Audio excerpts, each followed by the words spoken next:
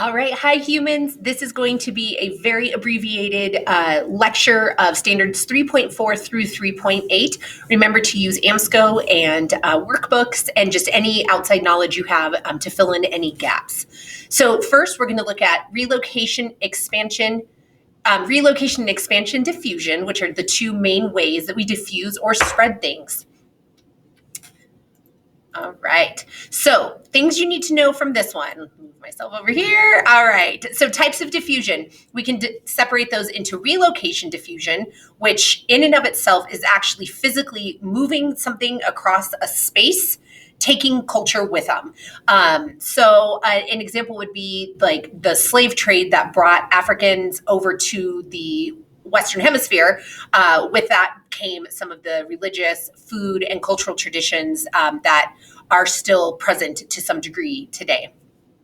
Expansion diffusion is the idea that when a population is spread through when culture spread through a population, and that happens three ways. Hierarchical is when it starts at a hierarchy at the top and then spreads down through a group of people. A great example of this would be like a social media influencer or a celebrity. If they, endorse something, then all of a sudden the underlings want it also. Contagious sounds just like it is with like a disease. If you come into contact with someone and then you pick up that thing from them, and then it spreads that way. Common example I like to use is, especially like women, we like to flatter each other. If I see a woman wearing a piece of jewelry or shoes or something, I'll be like, oh my God, girl, where'd you get that? And she'll tell me, and then I go buy it because I'm a copycat. And that's how contagious diffusion would work.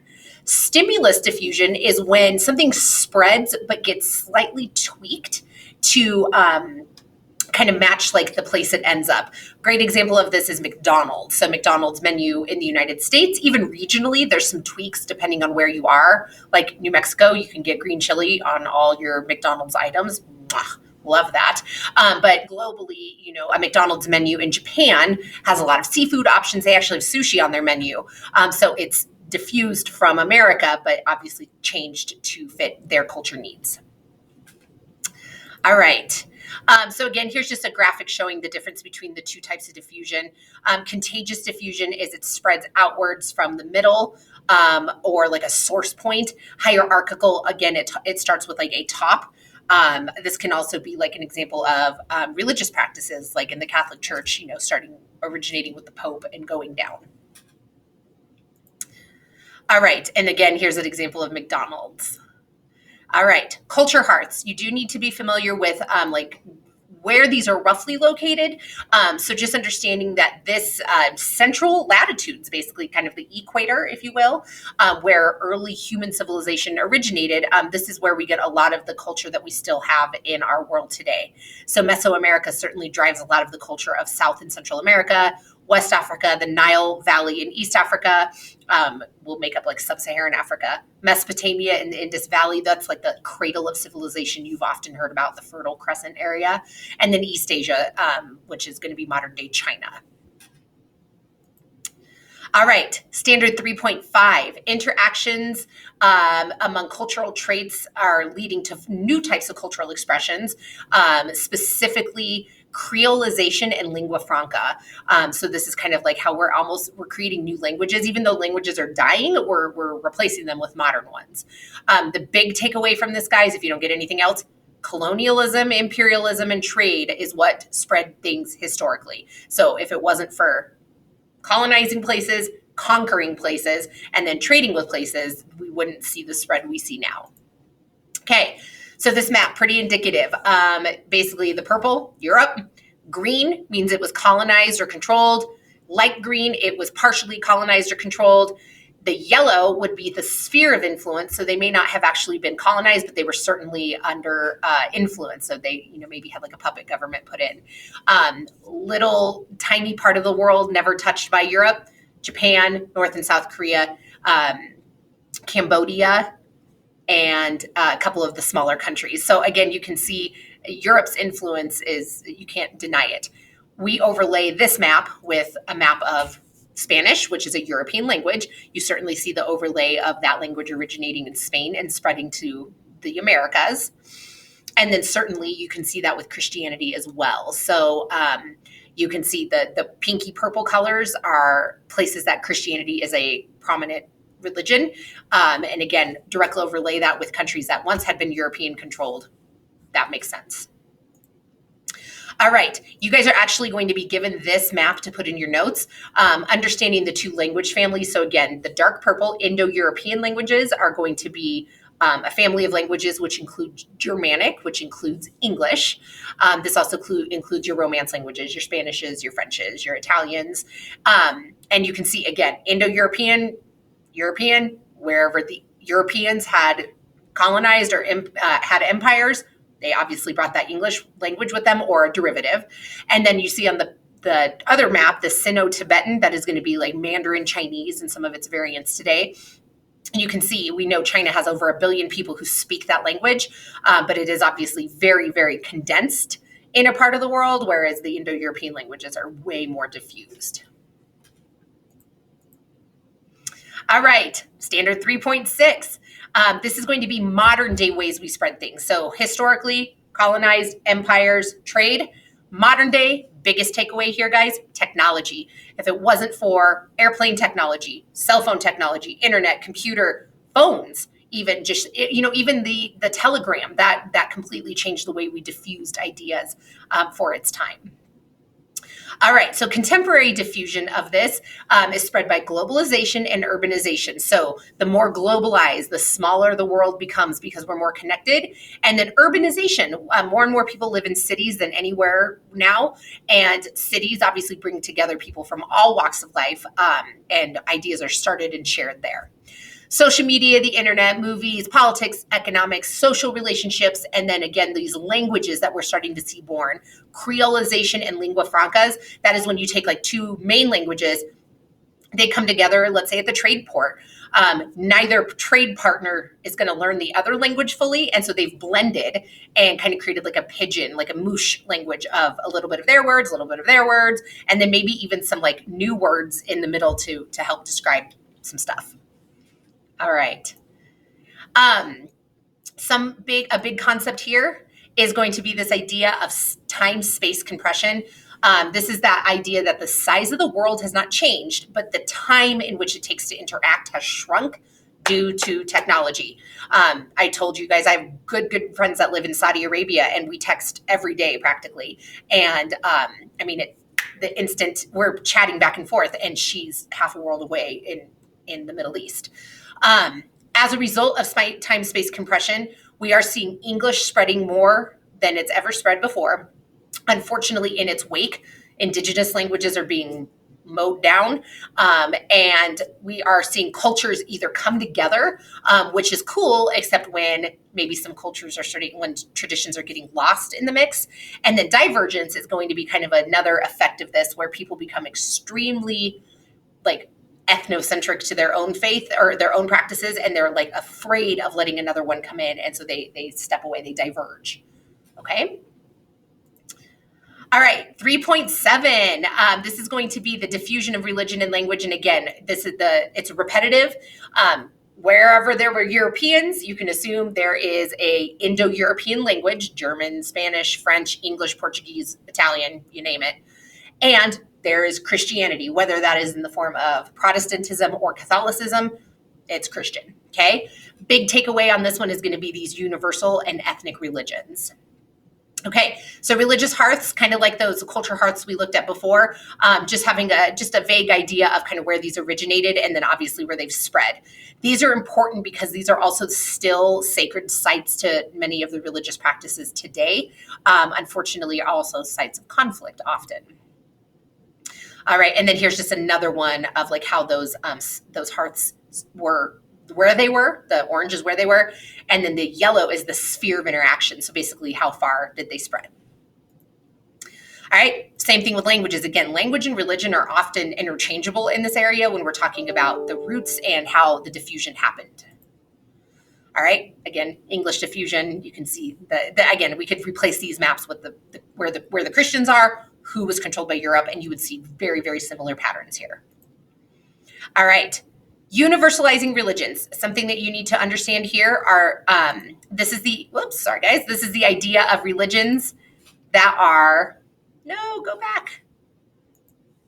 Ah! Go back. One more. Oh my gosh, what is happening? Okay, well, for some reason, this slideshow is stuck here. So, universalizing religions, which is the previous slide, those are religions that they actively seek converts. They want more people to join, and they kind of don't have any geographic boundaries. So, like Christianity is spread all over the world. There's not really a central place for it anymore. The universal religions that you need to know: Christianity, Islam, Buddhism, and Sikhism. Sikhism is actually kind of a branch, if you will, of Hinduism. So universal religions are the ones that seek converts all over the world. They want everybody. They want to convert people from other religions, bring them in. Ethnic religions, this slide, these are going to be the religions that kind of are more bound to history and geographic region. Judaism and Hinduism are the two main ones of this. And think about it, like in India, the holy rivers for the Hindu faith are in India. So to be a very good practicing Hindu, you need to have proximity to those rivers. Judaism, same thing. So Israel is the holy land in the Jewish faith, and being away from that holy land makes it hard to basically be a good practicing Jew. Whereas like Christianity, yes, if you can make it to Israel and you can go to Bethlehem and some of those major sacred sites, that's great, but it's not necessarily required to fully practice your faith. All right, architecture. The thing you need to know here, again, is that culturally, we can identify architecture based on its religion. So again, we know these are all Christian churches, and you can see they all have some form of a cross. They're also very big and ornate, and they often were the central areas of a village or a town or a city. Your attraction, you know that's a Christian church. It is supposed to stand out among everything else. Hinduism, very, very elaborate temples. I mean, hello, look at this. This is absolutely beautiful. But these are usually not in the cities. These are always usually set aside near those sacred sites, like a river, and they become like a mecca, if you will, for pilgrims. So religious adherents that go visit, and again, extremely ornate. They're designed to stand out. Judaism is actually a little, whoa, Lord, we do not need me bigger. Oh God, I don't even know where I went. Okay. This is everything is messed up. For some reason, this is not like going backwards. Okay, Judaism, here we are. Jews worship in synagogues or temples. What's interesting is that these are often pretty obscure buildings. They don't stand out necessarily. And think about, unfortunately, historically, Jews have been persecuted throughout time, most notably the Holocaust of the 1940s. And so it makes sense that they would want to keep their facade pretty on the DL, because, they don't necessarily want that attention drawn. Islam, the holy center or the building is called a mosque. And again, it is going to stand out as a very prominent structure. Often they have dome shapes around their mosques. This particular picture happens to be the Black Box, which is in Mecca, Saudi Arabia. And this is kind of the ultimate destination for a Muslim. So they are expected sometime in their life to make the trip to Mecca for this experience. Buddhism, again, the temples are very ornate, and they are usually built in harmony with the natural environment. So they'll often embrace, the local like wood that is available. They have a lot of water features, to just kind of bring in that spiritual aspect of Buddhism. And then often too, you can find Buddhist temples just out in nature. So sometimes you find them literally out in the woods when you're hiking. I've actually seen Buddhist temples erected at the top of a ski lift. Anywhere that you can find that solace with nature is it works. Okay, guys, and then the last one, this is the last slide. Can you believe it? Woo, standard 3.8. This is basically asking you to understand what happens when things diffuse. So whether historically it diffused or contemporarily, what are the three things that can happen? And so we have three different terms. You do need to know these. Acculturation is when an immigrant learns that culture of a new country. So they come to the new country and they decide that they want to learn that. So this little picture of these little guys up here. My native tongue is Spanish, but I speak English in school. So they speak Spanish at home, speak English at school. They've kind of blended both. Okay. Assimilation is when you basically jump full force into a different culture that your own culture is no longer noticeable. This, unfortunately, historically is often by force. People usually aren't totally keen on like, I'm just going to give up everything I believe and know and was raised and do this whole different thing unless they're being threatened. So the United States, blemish on our history for sure is the Indian boarding schools that we had here in the 1800s. So here you go, 3 Native Americans before and then 3 Native Americans after. And again, you can see the influence of being told to dress like a Westerner, speak English, not act like a Native American. Syncretism is when you basically can get both of those things together in like a perfect harmony, and it almost creates like a new culture, if you will. And so again, you get the blending of ideas so much that like kind of a new thing. We see this more in like younger generations. So like grandma and grandpa might only speak the native language, if you will. Your mom and dad may have spoke native language and some English, and then you maybe you're speaking English, and then maybe you in school learn a completely different language. So you're combining a different structure belief. Whew, that's it. That was awesome. And I hope you guys got something out of that. Fill in the gaps from AMSCO. You guys rock. Thank you so much.